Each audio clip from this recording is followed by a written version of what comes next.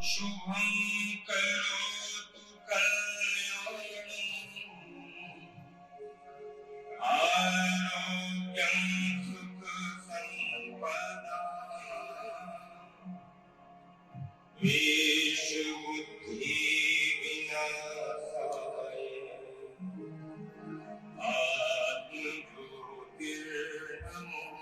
आत्मज्योतिर्नमोस्तुते।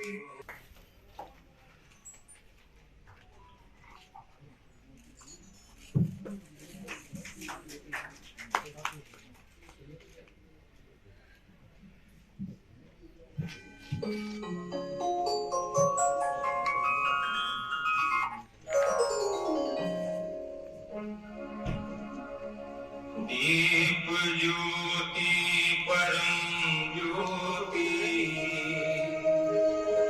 दीप ज्योति।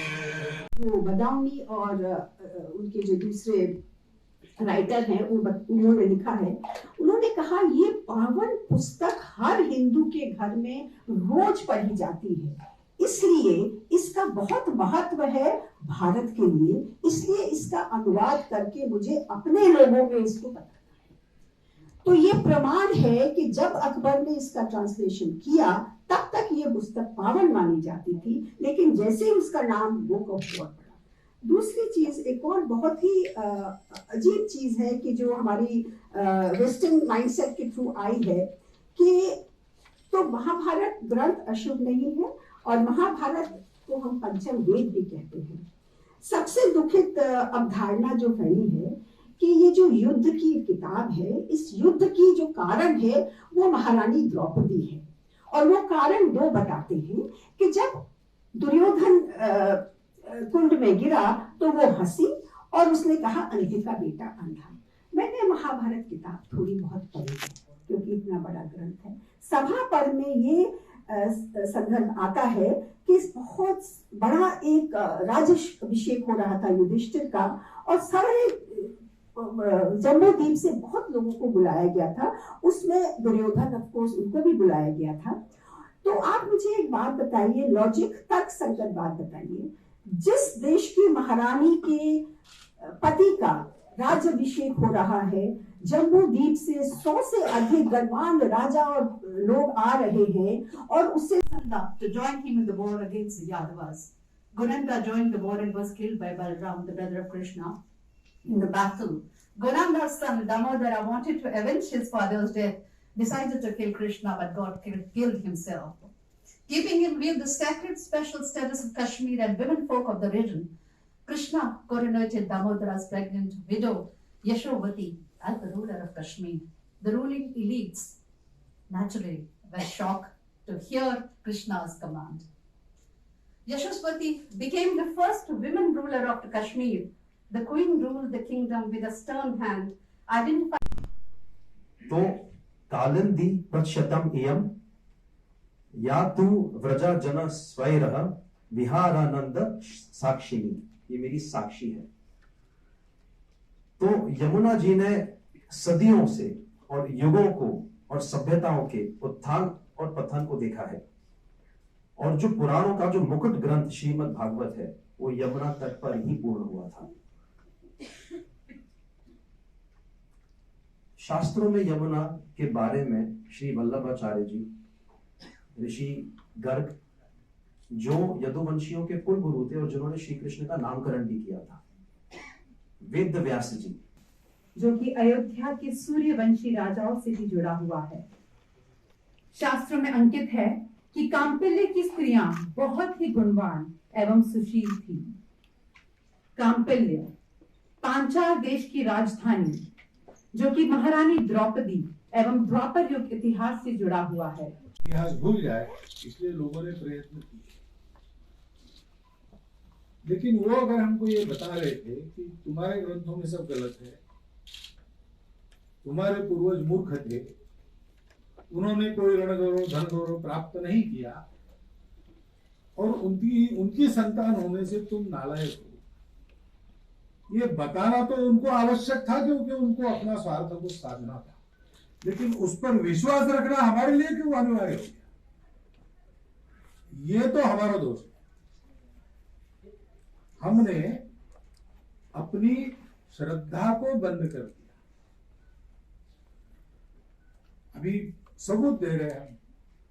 अब हर बात का सबूत थोड़ी मांगा जाता है। कितना भी आप कहे, हर बात का सबूत दिया नहीं जा सकता। इतिहास के सबूत प्राप्त करने की, उनको पक्का करने की जो प्रक्रिया है, वो भी कुछ हजार वर्षों के पूर्व के इतिहास को खोजते समय वो अर्थहीन हो जाती है। जैसे कार्बन डेटिंग कुछ हजार वर्षों पूर्व तक का ठीक चलता है, उसके पीछे गए तो उसमें भी गलतियां हो जाती। और इसलिए अपने यहाँ पर जो इतिहास लिखा गया, वो आजकल जो इतिहास जैसे लिखा जाता है डेट देके ये सबूत, ऐसा नहीं, वो कथा के रूप में बताया गया। क्योंकि इतिहास क्यों सुनना है? वो मनोरंजन के लिए नहीं सुनना, या एक इंफॉर्मेशन चाहिए, ऐसा भी नहीं। लेकिन इतिहास से कुछ बोध लेना है और उसके अनुसार अपने वर्तमान को ठीक बनाकर चलना है, ताकि भविष्य ठीक हो जाए। इतिहास का कोई उपयोग नहीं, ऐसा हमारे यहां माना गया है। इतिहास ही सब कुछ है, वर्तमान का कुछ उपयोग नहीं, ऐसे भी हमने कभी कहा। क्योंकि हम जानते हैं कि समय है, समय चलते रहता है। तो समय है, इसका मतलब वर्तमान भूत भविष्य तीनों है। इसका एक संबंध है, उस संबंधों को पहचानते हुए मनुष्य को जीना पड़ता है। और इसलिए इसका ज्ञान रखना बहुत आवश्यक होता है। कुछ ज्ञान हमको सीधा सीधा सबूतों के जरिए मिलता है, कुछ ज्ञान परंपरा से मिलता है। हमारे देश का जीवन इतना प्राचीन है और हमको बाहर से आकर हमको हमारी मूर्खता बताने का प्रयास करने वालों को ये आवश्यक था कि विश्व में उनसे प्राचीन कोई नहीं है, ये सिद्ध करना। और उन्होंने जो इतिहास मान लिया था, वो 4000 4500 साल पहले सृष्टि का निर्माण हुआ, यहां से शुरू होता। तो हमारे सारे इतिहास को इधर लाना, फिर उसके लिए कुछ लोगों को खारिज कर देना, ये हुए ही नहीं। फिर रामायण महाभारत ये कविताएं हैं। कविता कोई कविता है 8000 साल चली है, 5000 साल चली है। केवल कविता होने से नहीं चलती। लोकश्रुति की जो परंपराएं चलती है, वो इतने दीर्घकाल वही चल पाती है जिनके अंदर कुछ तथ्य है। कल्पनाएं इतनी लंबी नहीं चलती। लेकिन ठीक है, जो भी हुआ, सौभाग्य से इसको याद करना चाहिए। ये हमको याद आया क्योंकि हमने ये जाना कि उधार की पहचाने, उधार की कलाएं नहीं चलती। हमारा क्या है वो बताना पड़ता है। दुनिया में ऐसा है, जीवन में भी ऐसा है। हाथी अगर साइकिल चलाए तो टिकट लेकर हम देखने जाएंगे तमाशा, लेकिन उसको हाथी का विकास नहीं कहा जाता। शेर बकरी एक थाली में खाना खाते हैं, ये दृश्य देखने के लिए हम जाते हैं, उसको उसका विकास नहीं कहा जाता। उसकी अपनी प्रकृति, उसका अपना जीवन है। वैसे हर देश की अपनी प्रकृति, अपना जीवन। महाभारत को महर्षि व्यास ने ही ये जय नाम का इतिहास है ऐसा कहा है। और उनको झूठ बोलने का क्या कारण होगा?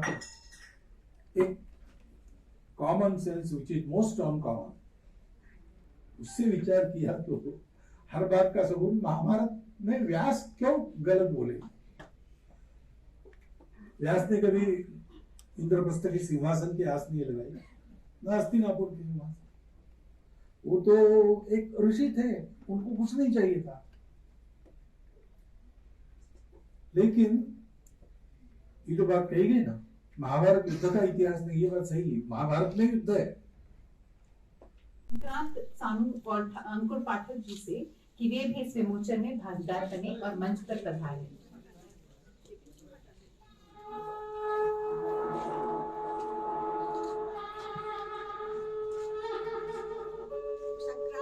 यदा यदा हि धर्मस्य ग्लानिर्भवति भारत अभ्युत्थानम् अधर्मस्य तदात्मानं सृजामि परित्राणं